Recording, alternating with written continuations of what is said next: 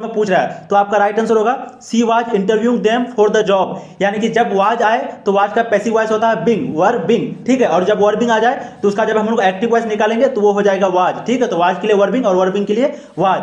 अब next question देखिए, question number 2, the king gave him a reward, the king gave him a reward, choose the correct passive voice. तो आपको यहाँ पर passive voice निकालना है। तो यहाँ पर देखिए, यहाँ पर गेव है यानी कि V2, ठीक है। अब इसका राइट आंसर दोस्तों B, he was given a reward by the king. तो वाज आ गया, जब V2 आ जाए तो वहां पर वाज का यूज करेंगे। जब V2 आ जाए किसमें, एक्टिव वॉइस में, तब पैसिव वॉइस में हम लोग वाज का यूज करेंगे। तो क्या हो जाएगा यहाँ पर आपका answer, he was given a reward by the king, he was given reward by the king, ठीक है। अब नेक्स्ट क्वेश्चन देखिए, question number 3, please be quite the baby dash. तो आपको यहाँ पर करेक्ट टेंस पूछ रहा है, यानी कि कौन सा वर्ड यहाँ पर सही सूट करेगा, ठीक है। तो दोस्तों आपका राइट आंसर होगा ऑप्शन डी, क्या है, इज स्लीपिंग। तो please be quite the baby is sleeping, क्योंकि वो सो रहा है इसलिए उसको बोल रहा है कि आप चुप रहिए, बेबी इज स्लीपिंग। तो आपका यहाँ पर इज स्लीपिंग जो है सही वर्ब यानी कि सही टेंस बैठेगा। अब नेक्स्ट क्वेश्चन देखिए, question number 4, what dash she do in her free time. यहाँ पर पूछ रहा है व्हाट डैश, वो क्या करती है अपने फ्री टाइम में। अब आपको यहाँ पर करेक्ट ऑप्शन पूछ रहा है, तो क्या होगा, डन होगा, डज होगा, हैव होगा, हैड होगा, क्या होगा। तो दोस्तों इसका राइट आंसर है डज, ठीक है। What does she do in her free time, what does she do in her free time. तो यहाँ पर ऑप्शन आपका राइट आंसर होगा। यह क्वेश्चन इंपॉर्टेंट है आप लोगों के लिए। नेक्स्ट क्वेश्चन देखिए, question number 5, he told me that he dash ill for 6 days, choose the correct option. आपको पूछ रहा है he told me that he dash ill for 6 days. तो वो कहा कि वो 6 दिन से बीमार है। अब यहाँ पर आप बोलिए क्या होगा, हैड बीन होगा, हैव बीन होगा, ठीक है। तो दोस्तों 5 का राइट आंसर होगा हैड बीन, क्या है, हैड बीन। तो he told me that he had been ill for 6 days. तो राइट आंसर ऑप्शन बी होगा। अब नेक्स्ट क्वेश्चन देखिए, question number 6, he was tired of walking, he set down to rest. आपको यहाँ पर पूछ रहा है करेक्ट कॉम्बिनेशन। तो यहाँ पर इन दोनों के बीच जब हम लोग कॉम्बिनेशन मतलब क्या, कि इन दोनों को इस तरह से जोड़ो कि आपको एक ही सेंटेंस बनाना है, दोनों को जोड़ के। यहाँ पर 2 सेंटेंस दिया हुआ है, अब दोनों को जोड़ के आपको एक सेंटेंस बनाना है, ठीक है। तो he was tired of walking, he set down to rest. तो 6 का राइट आंसर होगा tired of walking, he set down to rest, tired of walking he set down to rest. तो आपको इसको कैसे बनाना होगा, आप लोग 2-3 बार सभी सेंटेंस को बोलिएगा तो आपको खुद ब खुद समझ में आ जाएगा कि कौन सा ऑप्शन सही है, ठीक है। इसी तरह से आपको कभी कभी अगर नहीं आया तो आप लोग सेंटेंस को बोलिएगा। इसी तरह का आप ट्रिक यूज कर सकते हैं ये सब ढूंढने के लिए। अब नेक्स्ट क्वेश्चन देखिए, डैश यू स्पीक इंग्लिश। तो यहाँ पर आपको ऑक्सिलरी वर्ब चुनने के लिए कह रहा है। तो यहाँ पर डैश की जगह क्या होगा, कैन होगा, आर होगा, शैल होगा। तो दोस्तों 7 का राइट आंसर है option B, can. Can you speak English, क्या आप इंग्लिश बोल सकते हैं। क्योंकि यहाँ पर देखिए वाट का सवाल आ गया, वाट आर में भी होगा, शेल में भी होगा, लेकिन यहाँ पर क्या है, सकते हैं, विल वगैरह नहीं लगा, वैसे शेल नहीं लगेगा। तो यहाँ पर कैन यू स्पीक इंग्लिश, क्या आप इंग्लिश बोल सकते हैं। तो यहाँ पर आपका ऑप्शन भी राइट आंसर होगा। अब 8 नंबर देखिए, the principal ordered me not to conduct any test the next day. यहाँ पर आपको पूछ रहा है करेक्ट डायरेक्ट स्पीच, क्या है, यानी कि डायरेक्ट स्पीच पूछ रहा है आपको, यहाँ पर इनडायरेक्ट में दिया हुआ है। तो इसका राइट आंसर होगा दोस्तों ऑप्शन ए, क्या है, the principal said to me don't conduct any test tomorrow. The principal said to me don't conduct any test tomorrow. तो आपका राइट आंसर होगा ऑप्शन ए। अब नेक्स्ट क्वेश्चन देखिए, is Seema taught by you, is Seema taught by you. ये question पूछा भी गया है, change into correct active voice. फिर से एक्टिव वॉइस आ गया, पैसिव वॉइस दिया हुआ है, यहाँ पर क्वेश्चन मार्क वाला है, ठीक है। तो आपको पूछ रहा है is Seema taught by you, अब आपको इसका एक्टिव वॉइस पूछ रहा है, ठीक है। तो दोस्तों 9 का राइट आंसर होगा option B, did you teach Seema, did you teach Seema. तो राइट आंसर आपका ऑप्शन बी होगा।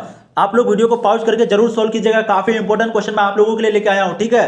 नेक्स्ट क्वेश्चन देखिए, Tom has painted the door. अब आपको पूछ रहा है Tom has painted the door into passive voice, तो इसको पैसिव वॉइस में बदलिए, ये एक्टिव वॉइस में आपका दिया हुआ है, ठीक है। तो 10 का दोस्तों राइट आंसर होगा option C, the door has been painted by Tom, the door has been painted by Tom. तो ऑप्शन सी आपका राइट आंसर होगा। देखिए मैं चाहूंगा तो यहाँ पर आपका सॉल्व भी कर सकता हूँ, लेकिन दोस्तों वीडियो काफी लंबी बन जाएगी और आप लोगों को टाइम नहीं मिलेगा। लेकिन आप लोगों का 12 फरवरी को एग्जाम है, तो हो सकता है मैं उससे पहले जब ये सारा एग्जाम खत्म हो जाएगा तो इंग्लिश के लिए मैं ग्रामर का स्पेशली ये सब जो है सॉल्व करके बताऊं, ठीक है। चाहे वीडियो थोड़ा लंबी क्यों ना बन जाए मैं बताऊंगा, लेकिन फिलहाल जिसको ये आता है आप लोग जल्द से जल्द रिवाइज जरूर कर लीजिए, ठीक है। अब नेक्स्ट क्वेश्चन देखिए, question number 11, the principal kept the staff members waiting. अब आपको पूछ रहा है करेक्ट पैसिव वॉइस। यहाँ पर फिर से आपको पूछ रहा है कि पैसिव वॉइस बताइए, इसका आपका एक्टिव वॉइस दिया हुआ, पैसिव वॉइस बताइए। तो दोस्तों इसका राइट आंसर होगा option A, the staff members were kept waiting by the principal, the staff members were kept waiting by the principal. तो ऑप्शन ए आपका राइट आंसर होगा।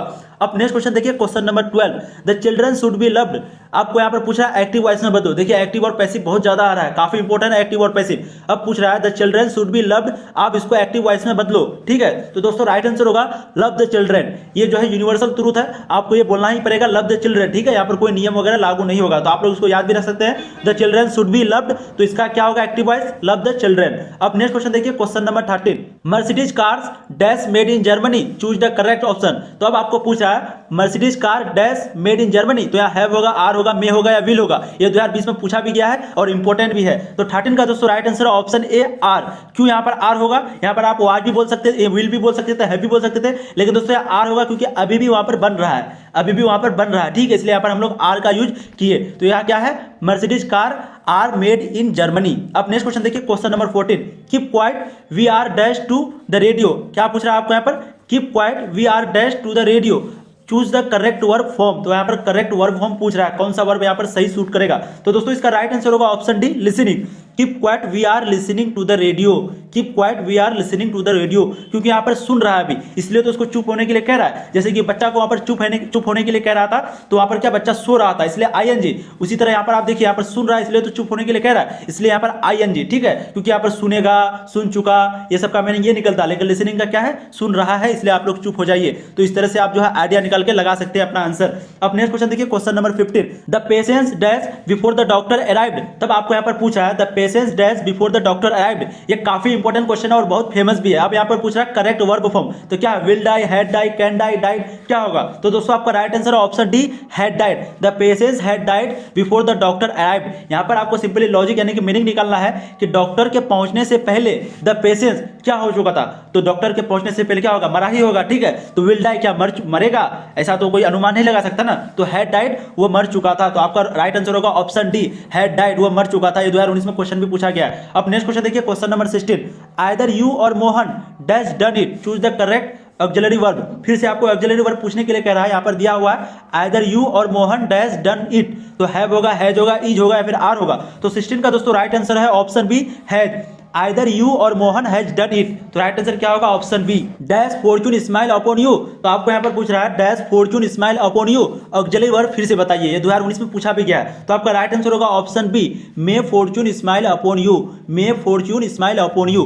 फॉर्चून किसी आदमी का नाम होगा, ठीक है। फिर देखिए next question, question number 18, the price of mango dash gone up, तो फिर से आपको यहाँ पर ऑक्सिलरी वर्ब पूछ रहा है। देखिए किसी भी सेंटेंस का अगर आप हिंदी में नहीं निकालेंगे तो आपको जल्दी समझ में आ जाएगा, वो मतलब कि क्या पूछ रहा है क्वेश्चन, जल्दी आपको समझ में आ जाएगा, ठीक है। तो यहाँ पर देखिए प्राइस ऑफ मैंगो यानी कि आम का दाम गॉन अप, ऊपर जा चुका है, तो यहाँ पर कौन सा सही वर्ड बैठेगा, सबसे पहले मैंगोज है तो हैज लगेगा, गॉन अप, ठीक है, तो वाज वर्ड तो लगेगा नहीं क्योंकि यहाँ पर था और थे मीनिंग आ जाएगा। तो आपका राइट आंसर होगा ऑप्शन बी, हैज। तो 18 का क्या राइट आंसर होगा, option B, has. The price of mangoes gone, the price of mangoes has gone up. अब नेक्स्ट क्वेश्चन देखिए, question number 19, he says I shall help you, choose the correct indirect narration. तो आपको indirect narration पूछ रहा है और यहाँ पर है he says I shall help you, ठीक है। तो दोस्तों 19 का राइट आंसर है option B, he says that he will help me.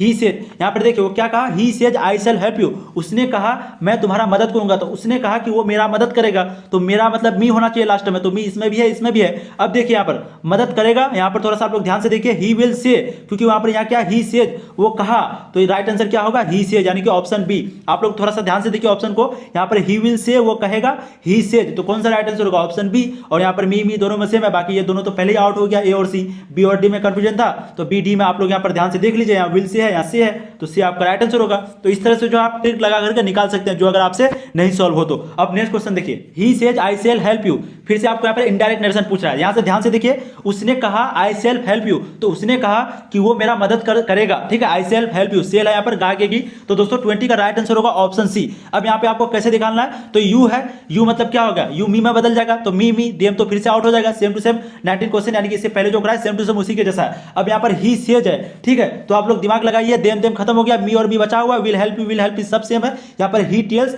He will say, तो यहाँ पर क्या राइट आंसर है, ही सेड, वो कह चुका है, ठीक है, ही विल से वो कहेगा नहीं, वो कह चुका है, तो आपका यहाँ पर ही टेल्स राइट आंसर होगा, यानी कि ऑप्शन सी। इस तरह से आप लोग दिमाग लगा करके निकाल सकते हैं। Next question, question number 21, the girl said that she loved her mother, तो वो लड़की कही, अब किससे कही ये नहीं कह रहा है, वो लड़की कही that she loved her mother, वो अपनी माँ से प्यार करती है। Choose the correct direct speech, तो आपको पूछा है डायरेक्ट स्पीच निकालिए। फिर से पहले आंसर देख लेते हैं। 21 का राइट आंसर है option B, the girl said I love my mother. अब यहाँ पर आप लोग ध्यान से देखिए, यहाँ पर सबसे पहले सेड है तो हम लोग पहले सेड ढूंढेंगे, सेड इसमें भी है इसमें भी है, ये दोनों ऑप्शन गया, ठीक है। अब यहाँ पर देखिए the girl said that she loved her mother, तो girl said I love my mother, I love my mother. यहाँ पर दोनों सेम है दोस्तों, यहाँ पर आप ध्यान से देखिए दोनों सेम है, इसलिए यहाँ पर आप लोगों को इधर उधर कंफ्यूज नहीं होना है, राइट आंसर आपका दोनों होगा। लेकिन यहाँ पर ऑप्शन गलत हो गया है, लेकिन राइट आंसर आपका ए और बी दोनों हो सकता है। तो राइट आंसर ये 2020 में ये क्वेश्चन पूछा भी गया है, वहां पर ऑप्शन अलग रहेगा, ठीक है। नेक्स्ट क्वेश्चन देखिए, question number 22, I asked him what his name was, choose the correct direct narration. आपको यहाँ पर फिर से डायरेक्ट नरेशन पूछ रहा है, ठीक है। तो दोस्तों इसका राइट आंसर होगा ऑप्शन ए,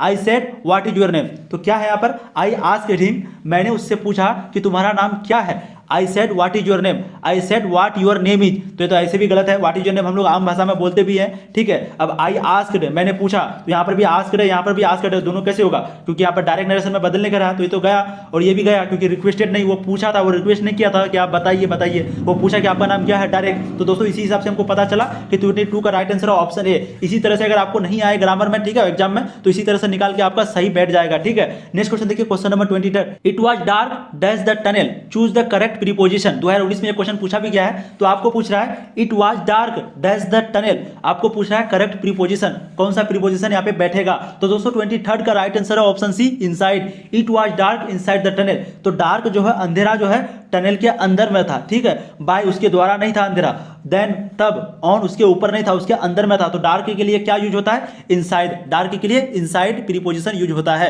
नेक्स्ट क्वेश्चन देखिए, question number 24, the man is sitting dash at the table. दोस्तों ये क्वेश्चन काफी इंपॉर्टेंट है, इजी भी है और बहुत बार पूछता है, ठीक है। ये क्वेश्चन आप लोग जरूर ध्यान से देखिए। तो 24 का दोस्तों right answer option A, on, the man is sitting on a table, ठीक है। ये सिंपल क्वेश्चन भी है और पूछता भी है बिहार बोर्ड। अब नेक्स्ट क्वेश्चन देखिए, question number 25, they continued the meeting dash 11 PM, choose the correct preposition. तो आपको यहाँ पर फिर से प्रीपोजिशन पूछ रहा है और वो क्या दिखा हुआ है, द कंटिन्यूड द मीटिंग, ठीक है। तो यहाँ पर दोस्तों मीटिंग, कंटिन्यूड मीटिंग जो है वो कौन सा प्रीपोजिशन लेता है। तो 25 का दोस्तों राइट आंसर ऑप्शन ए, टिल, टिल लेता है। यहाँ पर क्या होता है, टिल लेता है, तो टिल 11 PM, ठीक है। नेक्स्ट क्वेश्चन देखिए, question number 26, do not laugh at him. मैंने यहाँ पर आपको आंसर बता दिया, लेकिन यहाँ पर देखिए क्या राइट आंसर होगा, ऑप्शन ए, एट, ठीक है। तो do not laugh at him. Next question देखिए 27, he is dash European, he is dash European. तो यहाँ पर यू आता है, ठीक है, यू, और यू के लिए क्या उच्चारण, क्योंकि यू यौ का आवाज आ रहा है, औ का आता तो चलो एन लगाते, यू का जब आवाज आए तो हम लोग क्या लगाएंगे, ए लगाएंगे, ठीक है। तो यहाँ पर आपका राइट आंसर होगा 27 का ऑप्शन ए, ठीक है, ही इज अ यूरोपियन।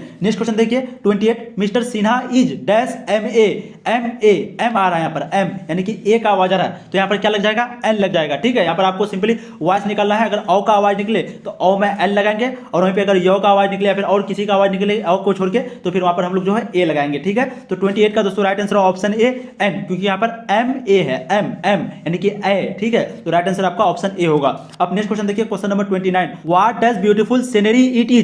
आपको यहाँ पर फिर से क्या पूछ रहा है, करेक्ट आर्टिकल, यानी कि ए एंड द में कौन सा सही से सूट करेगा। तो दोस्तों 29 का राइट आंसर है आपका ऑप्शन बी, ए, क्योंकि यहाँ पर ब्यूटीफुल है, ब्यूटीफुल के लिए ए यूज होगा, ठीक है। आप लोग द और ए में कंफ्यूज होंगे, लेकिन ब्यूटीफुल के लिए ए यूज होगा यहाँ पर। तो what a beautiful scenery is, आप लोग सेंटेंस को अगर बोलेंगे सही से तो आप लोगों को बहुत अच्छा से आंसर आप लोग सभी का दे सकते हैं, ठीक है। नेक्स्ट क्वेश्चन देखिए, question number 30, will you go to dash station today. क्या आप उस स्टेशन पर जाएंगे। अब डैश है, डैश में क्या होगा, ए होगा, एन होगा, द होगा या फिर एनीवन होगा। तो दोस्तों 30 का राइट आंसर है आपका ऑप्शन सी, द। क्यों, यहाँ पर द आपका राइट आंसर है। Will you go to the station today, a station नहीं, एक स्टेशन नहीं, द, ठीक है। तो स्टेशन के लिए यहाँ पर द का यूज होता है, करेक्ट ऑप्शन, ये आपको याद रखना होगा। अब नेक्स्ट क्वेश्चन देखिए, question number 31, choose the correct sentence. आपको यहाँ पर पूछ रहा है करेक्ट सेंटेंस, तो देखिए हम लोग पढ़ते हैं, I have been reading since 5 years, I have been reading for 5 years, I have been reading from 5 years, यहाँ पर फ्रॉम होगा, ठीक है। I have been reading at 5 years, तो एट वाला तो सबसे पहले नहीं होगा, 100% है। यहाँ पर देखिए रीडिंग फ्रॉम 5 years, ये भी नहीं होगा।